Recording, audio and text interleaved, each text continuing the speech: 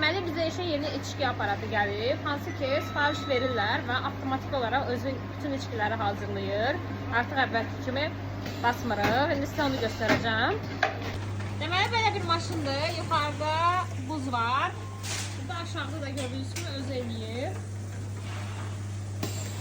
Görürsünüz, burada sifariş gəlir. Artıq biz heç nəyə basmırıq. Buradan özü götürür. Buzu vurur. Buradan da içkini tökür. Biz artıq heç nəyə əl vurmuruq. Bütün içkiləri özü hazırlayır. Belə bir mas aparatı. Burada da bir dənə bunu doldururuq. Başqa iş eləmirik. Bu isə bizim köhnə olandır. Hansı ki, burada içki eləmək üçün gələk bunu götürərdik. Bura qoyardıq. Sonra bunu basardıq. Bunu da doldurardıq. Artıq belə bir dərdimiz yoxdur. Yəni artıq heç nəyə basmırıq, heç nə eləmirik.